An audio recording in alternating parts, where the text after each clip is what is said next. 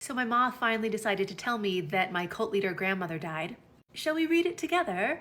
Remember, Jima died and my mother kept it a secret for weeks. We only found out because her son found out his mom had died because a neighbor told him. And then a week after that, she sends me this text. Starting out strong with, I haven't heard from you. Keep in mind, my last 2 interactions with my mother was trying to see my brother who has been in a basement for 12 years, and she called the police 2 times. So she goes from calling the cops to, I haven't heard from you.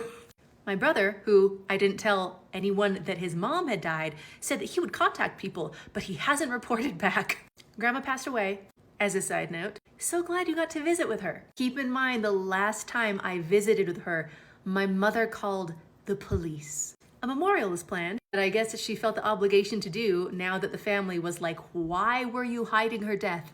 Are you able to come?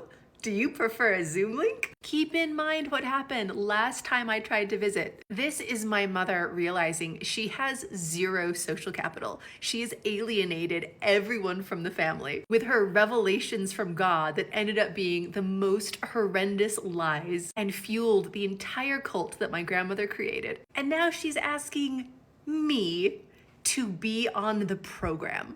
I chose not to respond, and she sent me a Zoom link. Remember, Gma was beloved and connected to a ton of people, including everyone in our family. So as people are finding this out, they're like bewildered and they're mourning. And then my mother plans this funeral, because like she has to now that her secret embarrassingly got out. And people like don't have time to travel. So I ask my other family members, including my daughter, if they want to pop on Zoom to the funeral. I choose not to go, but they want to go, along with many family members. So it comes time for the funeral. Everyone's popping onto Zoom, and my mom just never starts the meeting.